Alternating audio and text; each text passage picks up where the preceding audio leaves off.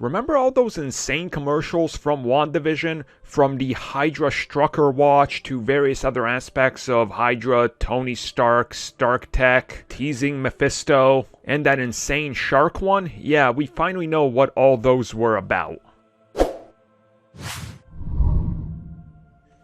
It was pretty awesome when WandaVision was airing to every week try to break down everything, including those strange commercials. From, like I said, the Strucker watch, which obviously was a connection to Strucker, to Hydra, to Red Skull, and all that, since obviously that's a major connection to Wanda's history, to other elements, like that insane shark commercial, or that blue cube.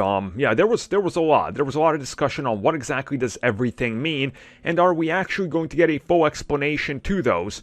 Well, we never really got that in the series. I mean, you can sort of understand what they were going for when the series wraps up, but now we actually have an explanation. In an interview with Marvel, with the creator of WandaVision, she talks a little bit about it, and she says, and I quote, "A lot of fans have guessed, and ultimately these are about Wanda's subconscious, which a lot of fans have guessed," end quote. So she does confirm what we all thought was happening here.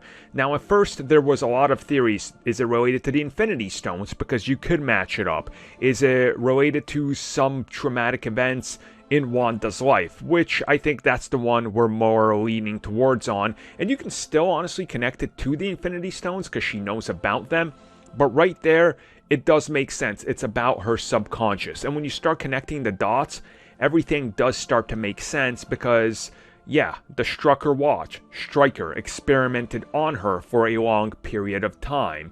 The toaster, the explosion, I mean, it's all there. We see the pieces, how they fall into place, and by the time we get to the end of the series, specifically the second to last episode, we get that travel back through time and look at the events of Wanda's life as she's watching through them to realize what's happened. And we see by the end of that episode, oh, there it is. There's quite a few hints there of what happened before, why it's doing a sitcom thing, and how these commercials play into it.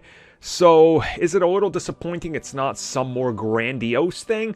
I think for some people, but overall, it was just cool to have those elements in there because they played up the mystery and added to the discussion, which I think when we look back on WandaVision and those weeks that we had talking about it, we're all going to remember that fondly with all the insane theories and discussions we had on a daily basis and talking about how some of them were proven wrong, some of them were right, some of them might have implications for the future. I think those commercials serve that purpose as well, just as equally.